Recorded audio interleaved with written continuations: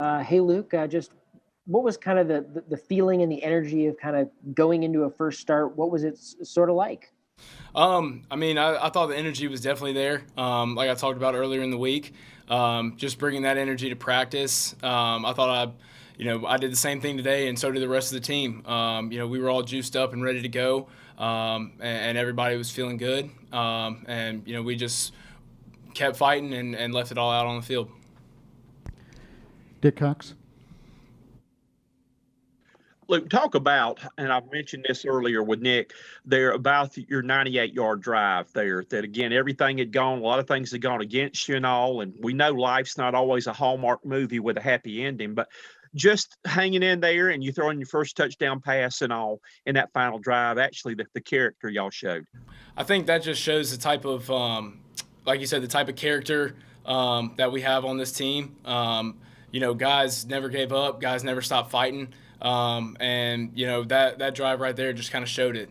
We all believed and knew that we were gonna be able to execute the plan to just go down there and score no matter what was going on, no matter what the scoreboard said, no matter what the other team was doing. We just had the mindset to go down there and put points up on the board. Mike Yuva. Luke, I know you guys are real banged up on offense. So for you personally as a freshman, how do you contain some of these low moments, at times where the things just don't go your way or the offense's way, knowing that, right now from an offensive standpoint, no disrespect to the guys that were out there tonight, but a lot of your weapons that have been able to make plays, they're not out there. So how do you contain some of those low moments? I think we just got to do it by being positive. And believing, like I said, that last drive kind of showed it right there, just the type of fight and belief that we have, on this team. So, tonight didn't go the way that we wanted it to, but the best thing that we can do right now is just stay positive, rally around each other, and get back to work on Monday. You kind of share some. You told your teammates, because we heard Coach Bobo say after the game, you kind of brought them together. And as a freshman, how have you been able to kind of grow in terms of leadership over these last couple of weeks?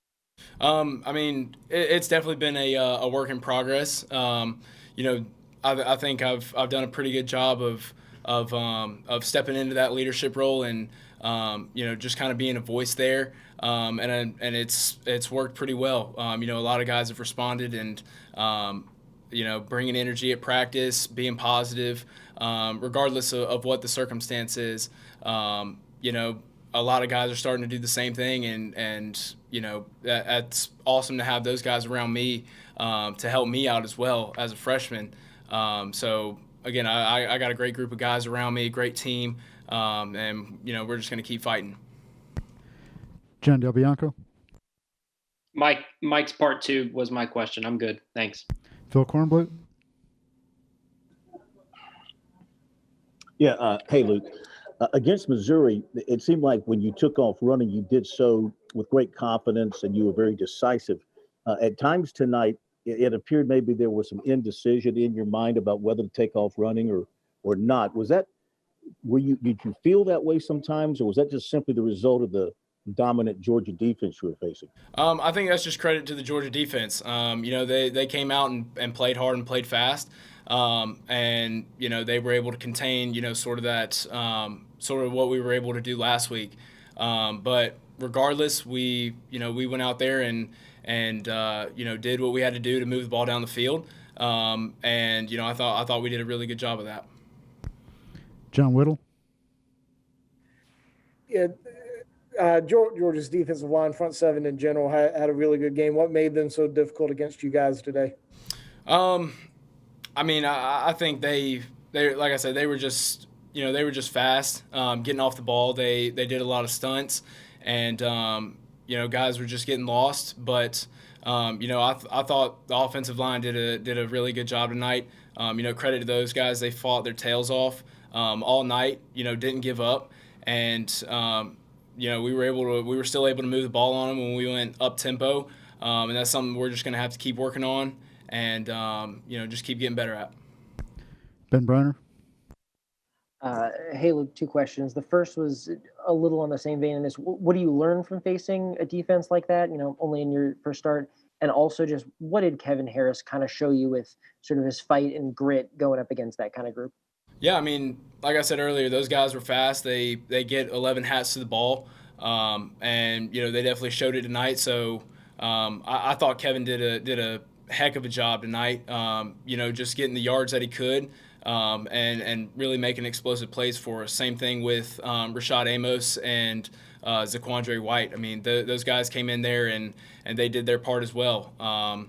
But I mean, I think going forward, big takeaways is just taking what they give us and playing hard and playing fast.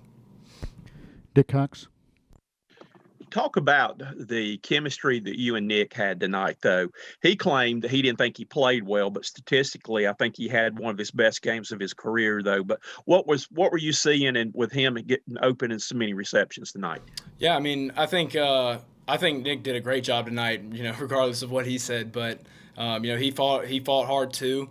And he was able to get open in clutch moments. And, I think he showed that tonight along with, the rest of the guys, that we were able to make plays in moments that we needed. And, Nick was definitely a spark right there, going down the field and, just making things happen. John Whittle. Yeah, Kevin Harris is I think 28 yards shy of 1,000. He'd be the first guy to hit that mark since 2013.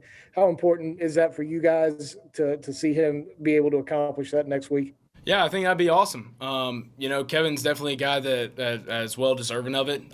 He's had a great year and played really well for us. So he's definitely going to get there next week, and hopefully that'll come with a win as well. So, Chandler Mack. Hey, Luke, thanks for doing this tonight, man. Just talk to us a little bit about you and Nick's relationship. He was kind of saying how you guys spent a lot of time together at 650 and everything. Obviously, you guys may have caught balls together when you were playing receiver and all that. Talk to us about the impact that he's had on your life during your time at Carolina. Yeah, I mean, Nick's a guy that, as a senior, he's kind of taken me under his wing. Just whether it be going to, throw routes and catch balls, watching film, or just going out to get something to eat, hanging out in the dorm, regardless of what it is. He's always been there and always wanted to do that kind of stuff with me. We even made a podcast for one of my classes for school. So that kind of shows you the type of guy that he is. He loves being around his guys. And, I think he's been awesome for me, just as far as learning, how to be a leader. Because he's definitely one of the best leaders we've got on this team, but he's definitely been a great role model for me. All right, seeing no other questions, appreciate Luke. Awesome. And that Thank is you, guys. a wrap